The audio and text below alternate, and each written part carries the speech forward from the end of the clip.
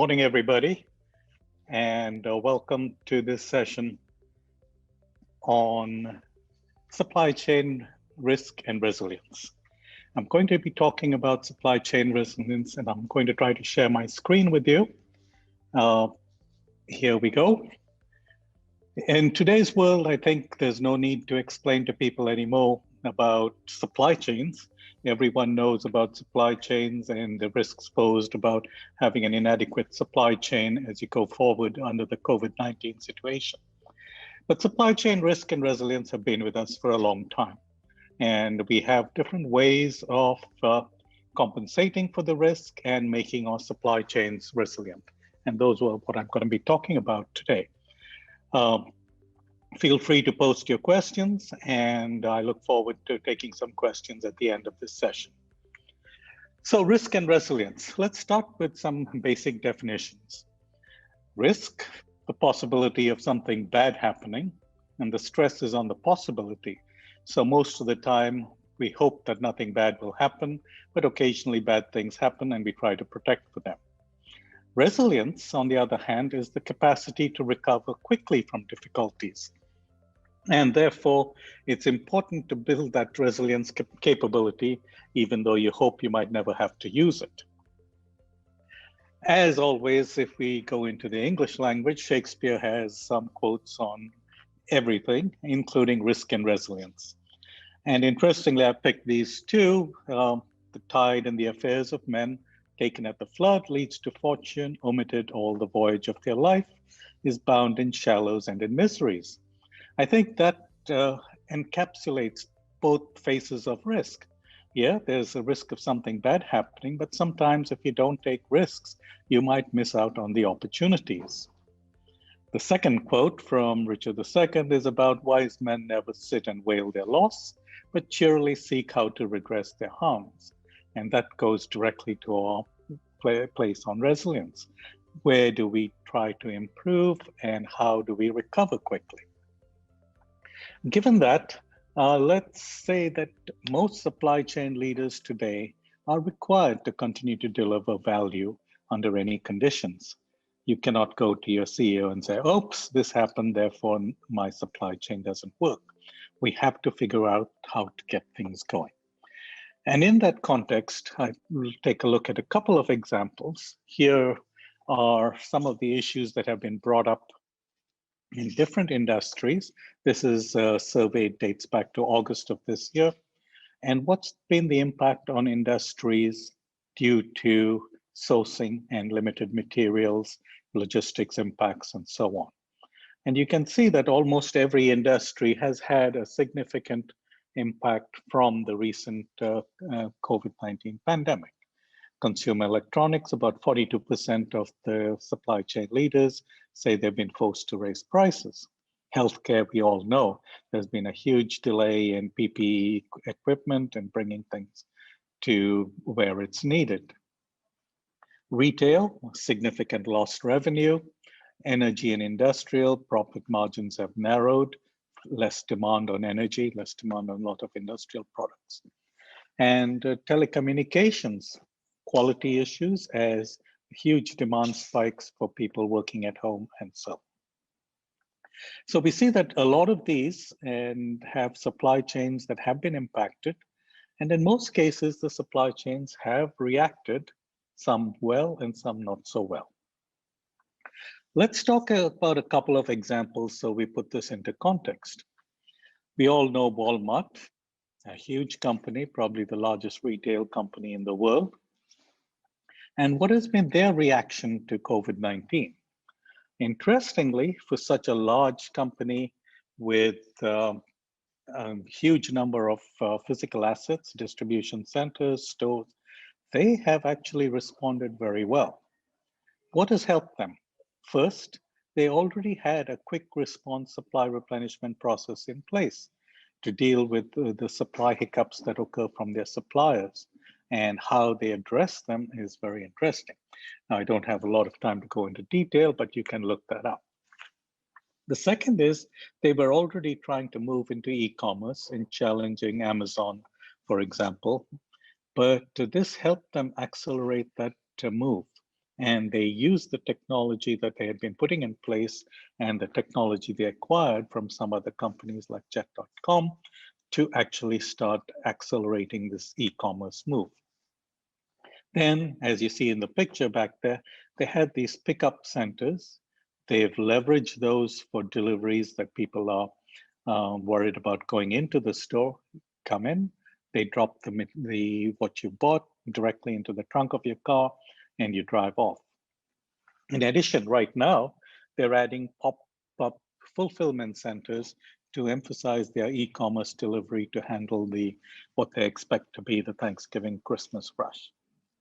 And finally, most interestingly, given that all of this really worked for them and they were actually increasing their market share and they have raised wages, paid bonuses for all the people who are working hard, as opposed to a lot of other companies who are cutting back. And this has resulted in a significant performance for them. Their overall stock is up 27%. And that's almost double what most grocery stocks have been up. Most grocery stores went up because of increased demand, etc., but they have been much more aggressive. Now you might say, hey, this is Walmart. It's a big, large company. They can do all that. Let's look at the other end. Here's a company, J.W. Lopez, a very small New England-based company that deals in produce. And this is fresh vegetables and fruits directly to mainly restaurants and small grocery stores. And as the pandemic took hold in the US, about 75% of its customers closed down. So they could just sit back and say, hey, we'll wait till they come back after the pandemic. But no, what do? They had about 20 trucks that were delivering to these restaurants and grocery stores. They redeployed them and started home delivery to individual customers. Now that's very interesting, but more than that, they understood what it takes to deliver to home customers versus restaurants and grocery stores, which buy in bulk. They created a standardized product offering, a $75 produce box. You don't have a choice of what you get in there, that's it. But because it was high quality, there were enough customers for them. And then they leveraged social media, email, and word of mouth from their satisfied customers to really push the message across their customer region. Finally, they were not shy of investing in technology and to move from restaurants and grocery stores where the locations are known in advance to individual customers, they had to buy logistics routing technology for their trucks, and they did that well. So all of those things enabled them to bring pretty much all their employees back that they had laid off initially when their customers closed down, and now they are growing. So this is the other extreme to Walmart. Walmart is the largest grocery store in the world. Here's this is probably one of the smallest, and well, grocery suppliers. And this is what they do. So everybody can be resilient. It's just how well have you prepared and how well are you willing to make decisions fast? And we'll talk more about that later. Just as an aside, since we talked about food supply chains, under COVID-19, there were initial predictions of a lot of shortages and things like that. But interestingly, based on the UN data for January to June 2020, food imports across the globe have been approximately the same. So the supply chains have kept flowing. There have been minor localized shortages, meat in some countries, fruit and veg in others, etc. But probably the more disturbing trend was that a lot of produce went to waste because it couldn't be harvested.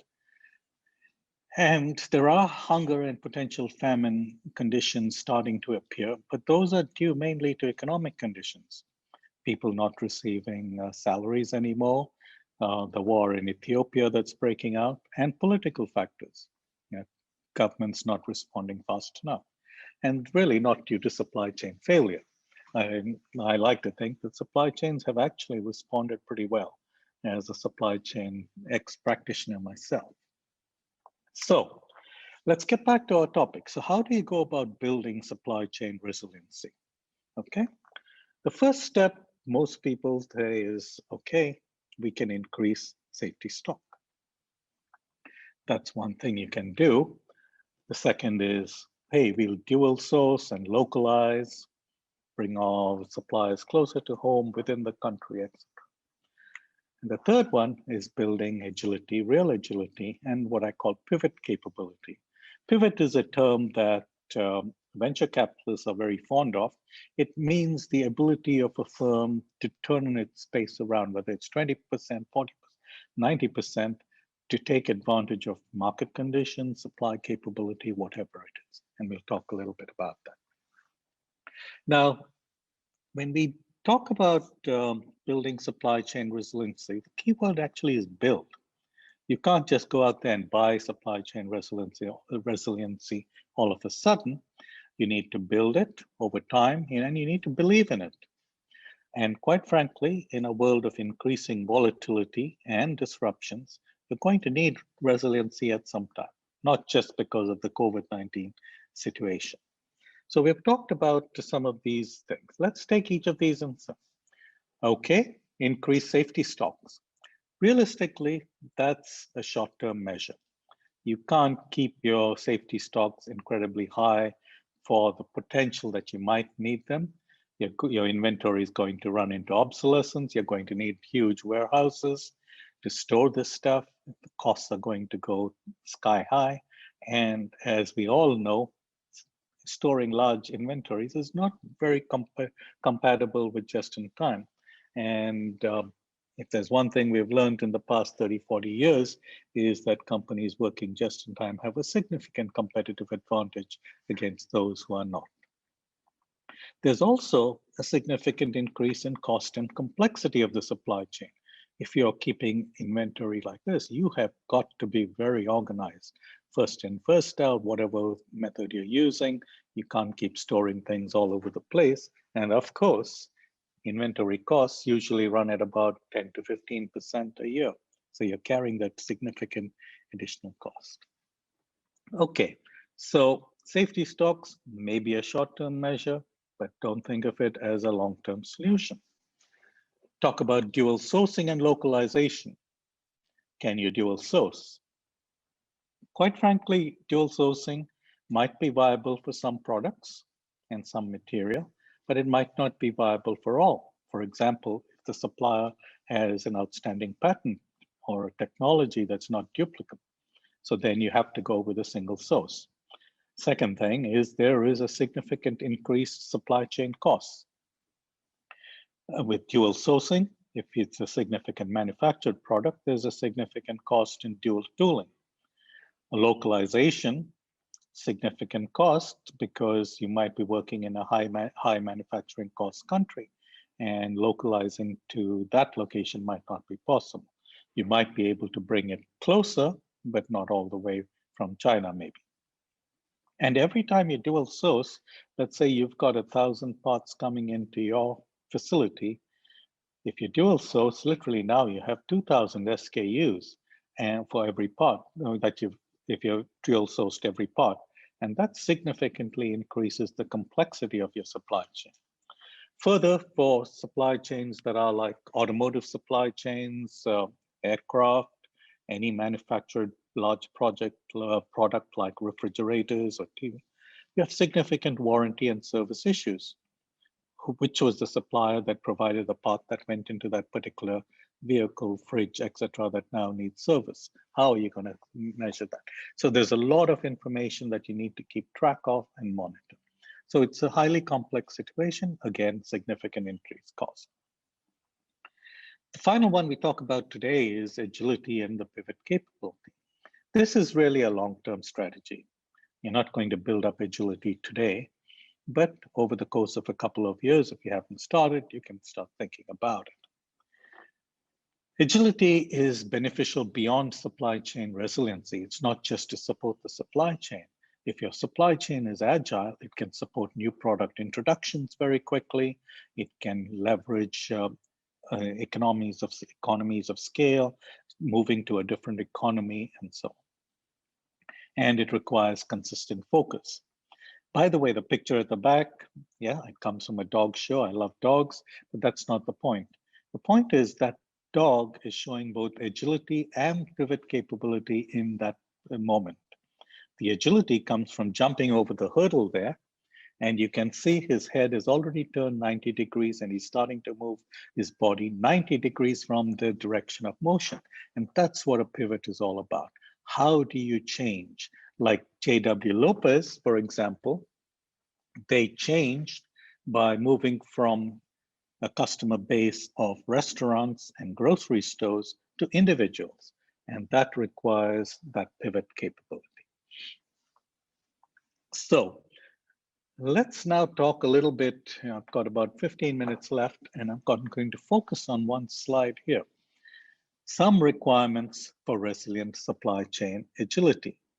And what I'd like you to ask yourself is, are you doing these? Are you using these to build resilience? And how well are they working for you? Let's take these points one by one. End-to-end visibility. You can't really be very resilient if you don't have end-to-end visibility. We use the term supply chain, but they're really not chains, they are networks, okay?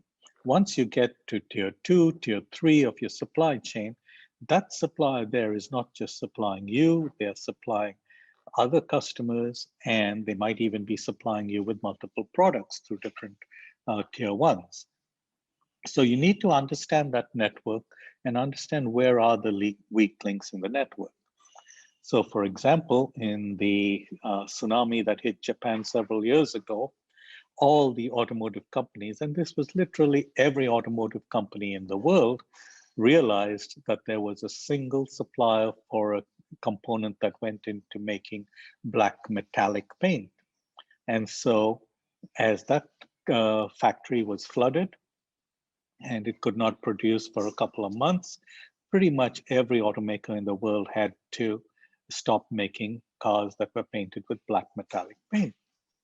So that was a significant impact to their profitability. And it was all down to this one tier 6, tier 7 supplier in most cases that supplied literally every automaker in the world.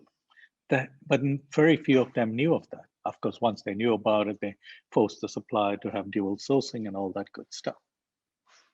The other thing you need to consider in end-to-end visibility is your supplier going to supply you in an emergency or in a condition like right now in a pandemic or whatever? Because if you are not their preferred customer, they're going to supply their preferred customers first. So try to make sure that you become their preferred customer.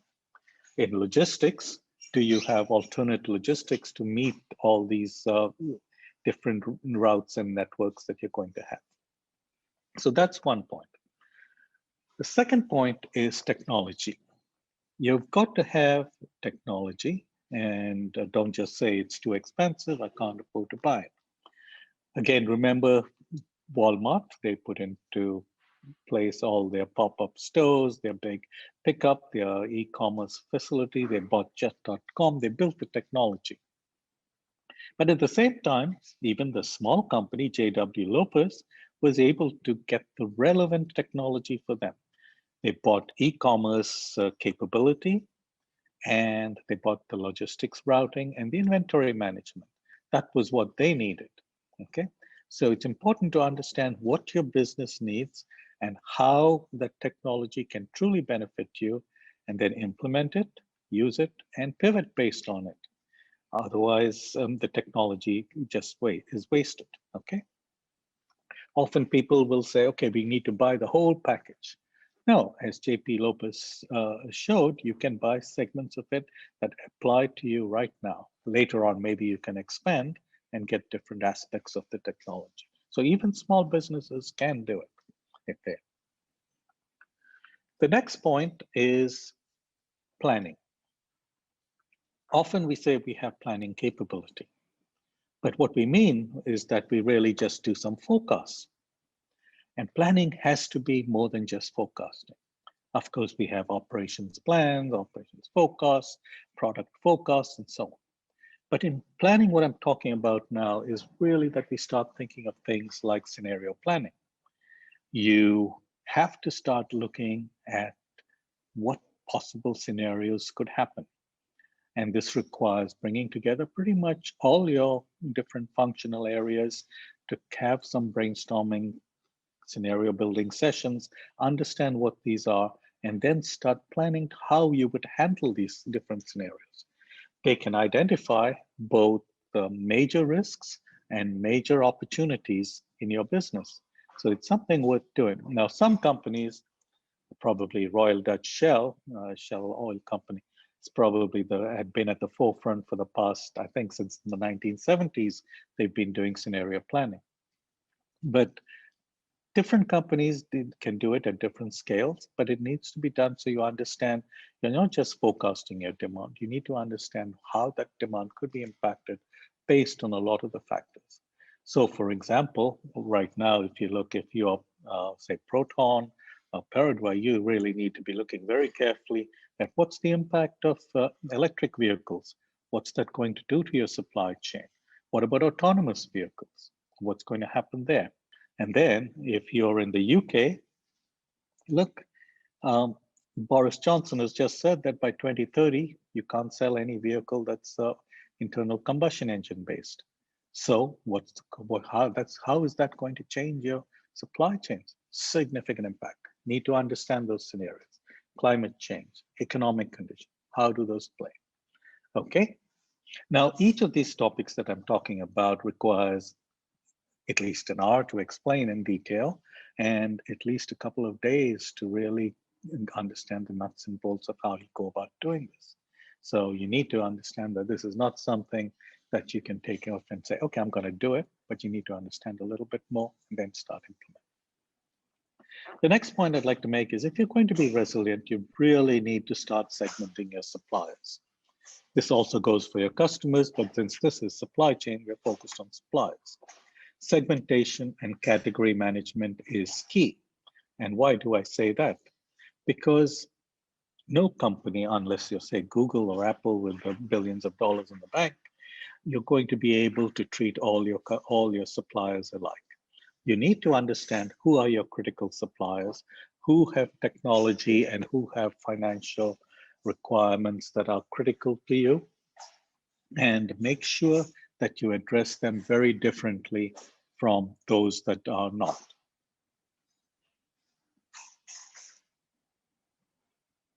Risk analysis and business continuity planning.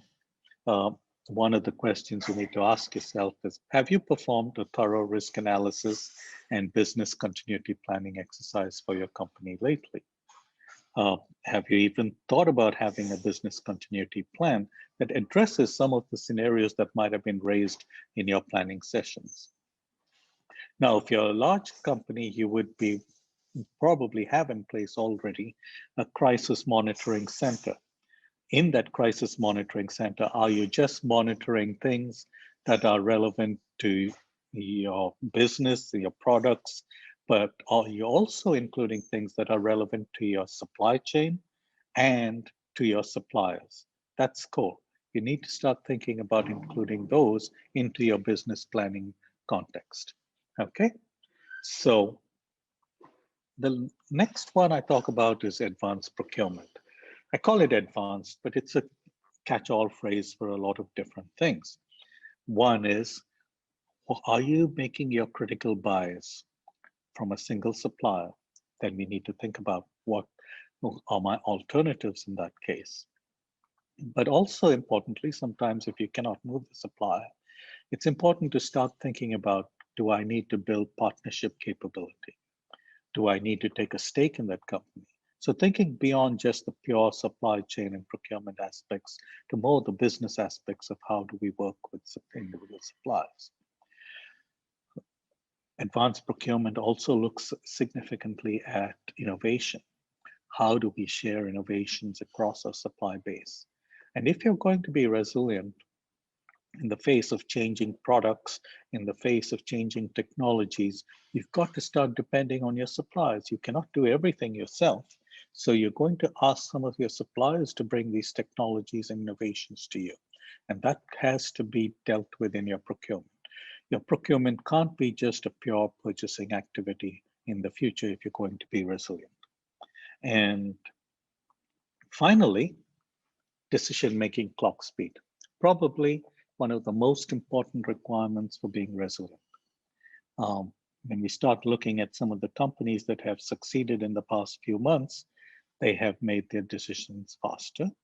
They have made better decisions because they're looking at a significant amount of data, have a significant amount of analytical capability.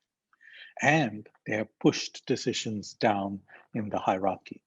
Not every decision needs to go up to the CEO. Decision-making and execution clock speed has to improve. With that, so these are 7 key points that I would say are some of the requirements for building resilient supply chains that are agile and can pivot. Admittedly, probably none of these points can be implemented tomorrow, but you've got to start thinking about them, build a process, and start implementing and rolling them out. Because you don't need resilience just for today. Today's COVID-19 is pretty much, if you didn't have resilience, it's probably too late to do anything other than build stocks in the dual source. But if you're going for the future, you have to start thinking about these things. And finally, as you do all these things, it's really about people. Are your people in supply chain and procurement thoroughly trained? Are they capable? Do they understand the ability to work across functional silos? That's becoming key. You have to have things that are almost like creativity teams, engineering, finance, manufacturing, and supply chain working together to actually identify opportunities and risks in your. Are your people authorized and given the authority to make decisions? They will make bad decisions occasionally, but hopefully the decision making is pushed down so that you can respond quickly. And finally, they've got to be committed, passionate, and able to step up, because ultimately you're not going to be able to plan for every eventuality.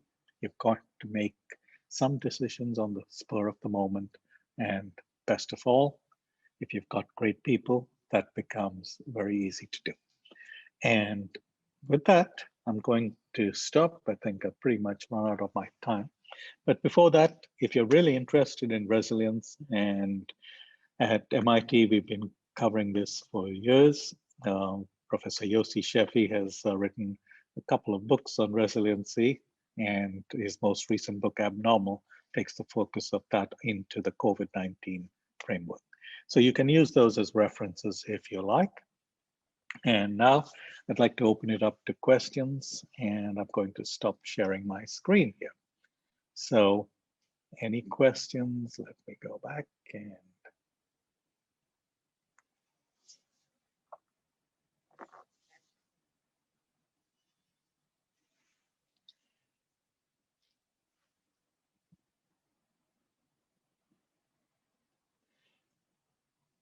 the first question is, how would supply chain risk directly impact counterparty risk, and how to manage proactive ways for these potential impacts under the current pandemic environment? Quite frankly, you'd have to explain a little bit more about the type of counterparty risk that you're talking about. Proactive ways for managing potential impacts of supply chain risk. Like I pointed out, right now, there's not much you can do. You can try to build up inventories if you do have suppliers. You can try to dual source if you have other types of options, and there are several, but you can use them. Okay, with China's Belt and Road Initiative and in conjunction with the recently signed RCEP, what will Malaysia's role in this giant cross-country continent supply chain, and how will supply chains for organizations within Malaysia benefit from this? I think the China Belt and Road Initiative is a great initiative. There are several concerns about financing and things like that. but it enables cross-country supply chains to work. Now, Malaysia's role in this, it depends on the types of economy that we're going forward with. Focused on electronics and semiconductors, that should not be impacted very much by the Belt and Road Initiative, since most of that product doesn't really require the type of network that's envisioned by this. For other types of products, physical products that are quite large in the capability, for things like even like e-commerce, Malaysia is ideally positioned to be an e-commerce hub for the ASEAN region at least. That would be definitely beneficial if the trade actually flows very frequently. How will supply chains for organizations within Malaysia benefit?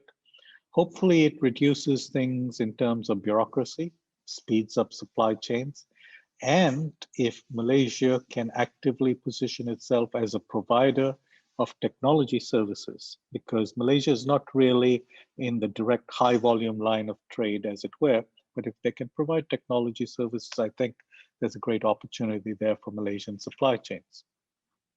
Malaysia has a huge advantage. It is highly familiar with two of the most common languages used in supply chains, Chinese and English, and therefore should be positioned to provide supply chain services. Next question, which department is responsible for supply chain security?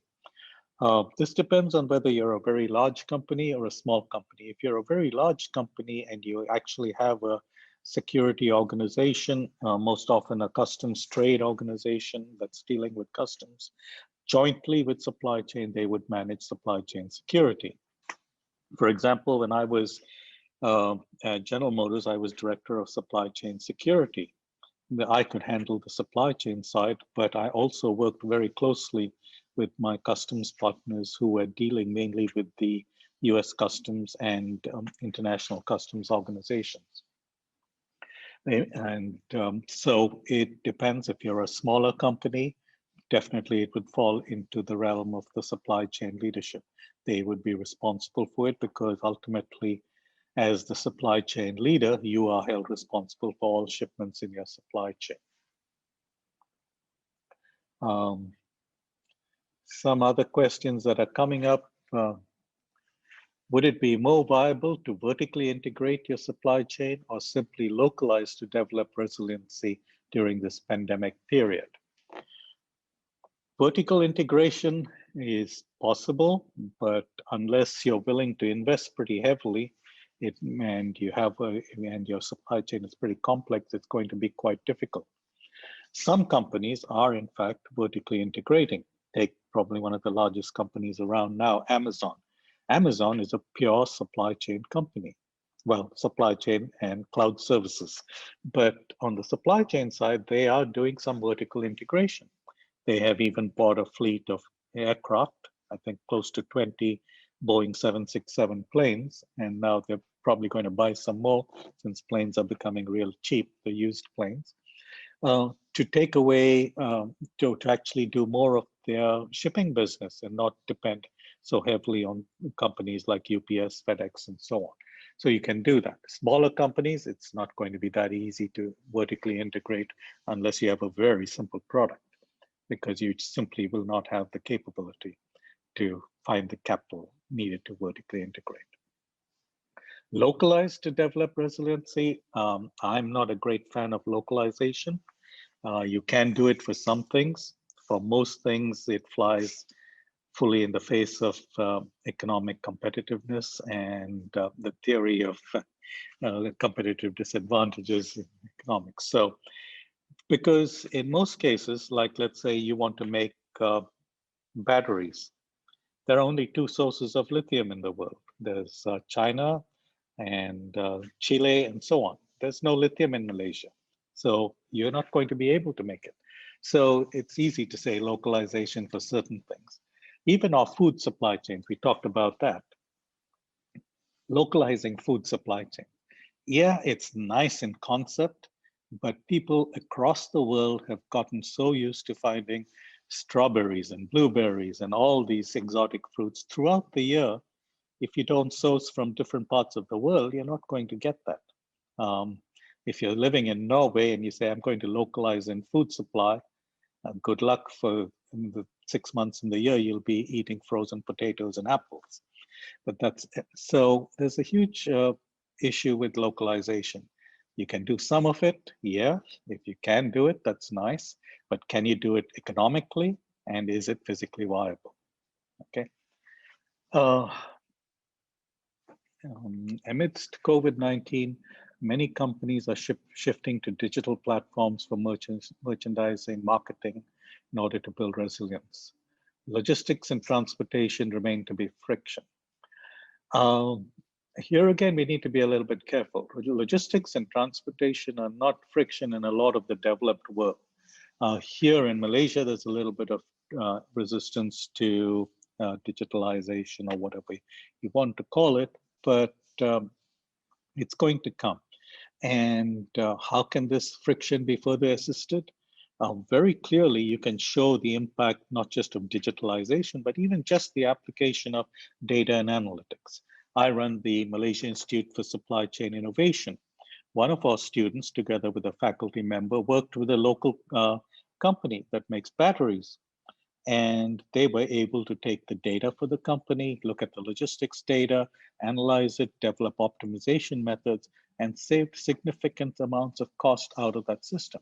So it doesn't have to be just a digital platform. There are lots of different types of digitalization you can do, and you can improve a lot. I think there's a lot of opportunity in the Malaysian space for that. I'm not sure I understand this question. Okay, let's, in the light of COVID-19 crisis and how it affected US and China and consequently its supply chain, what are your views on other countries or region that companies can look to cushion the impact of disrupted supply chains? That's an interesting question. US and China, of course, kind of dominate world trade. The EU runs close, but they're not a coherent system. But I think we will continue to leverage both of them because A, they are two of the biggest markets in the world, and you have to be supplying into those markets if you're going to be a global company. Now, can you look at other countries in the region? Definitely, depending on your business and your products. As we see, a lot of companies are already moving production out of China into Vietnam, Laos, Cambodia, etc. Can you leverage some of that? Definitely, if that helps. But you need to think of it both in terms of the market opportunity as well as the supply base.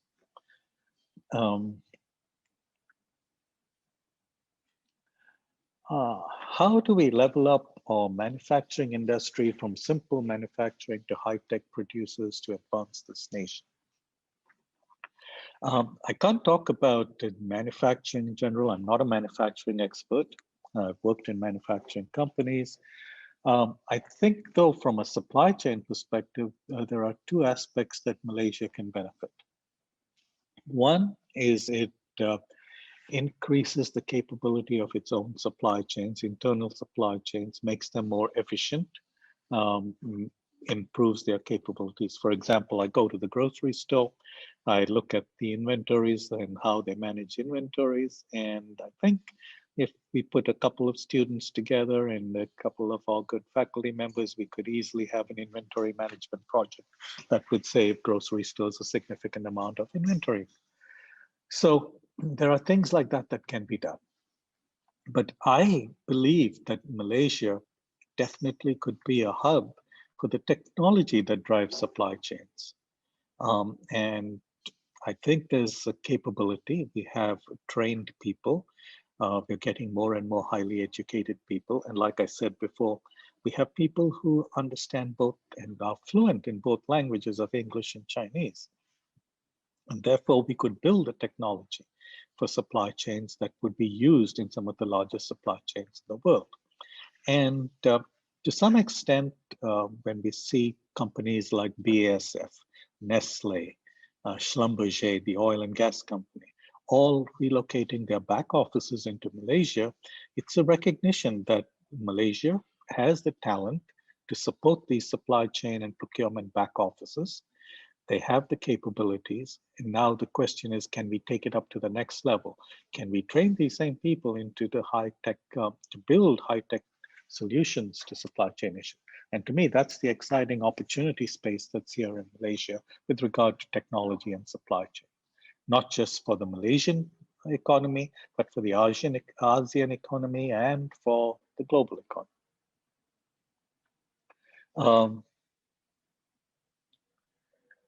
How can companies cope with the rapidly developing environmental policies, and how can they manage the risks it presents to their supply chains in future without disrupting their current supply chains processes? This is an interesting question. This is a huge challenge for a lot of existing companies. And quite frankly, sometimes it has brought about their downfall. The key phrase is without disrupting their current supply chain processes. Sometimes you will have to disrupt your process. I come from General Motors, and I can give you a real example here. General Motors used to be a global company with manufacturing and arms across the world. So in Europe, for example, it was Opel, we had GM India, and so on. But as you think about rapidly developing environmental conditions in the automotive industry, electric cars, autonomous vehicles, the current GM management decided that, look, we have got to focus on these. And trying to be a global company that supplies everybody doesn't help us get focused. So they, in their wisdom, said they would focus on North America, Brazil, and China as their three key markets. They stepped out of Europe. They sold their entire Europe business, which had about over 10% market share in Europe, to Peugeot.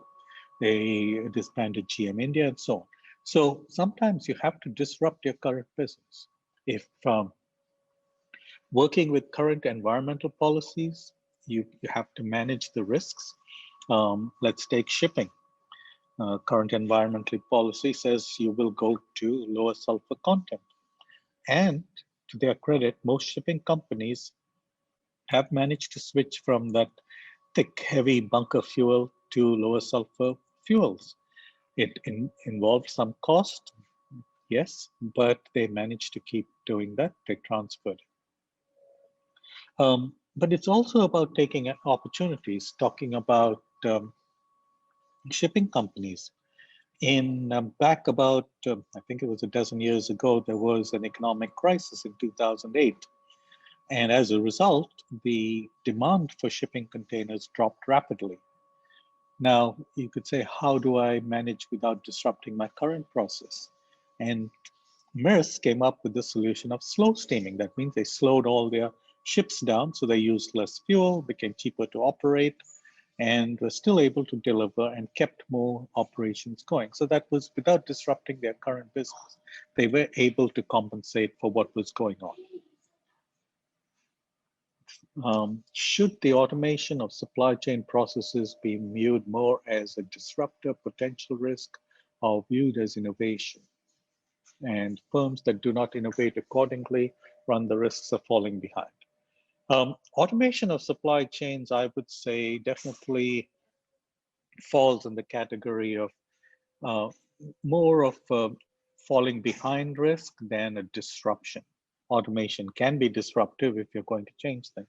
But most companies tend to introduce automation in terms of what's relevant for their business.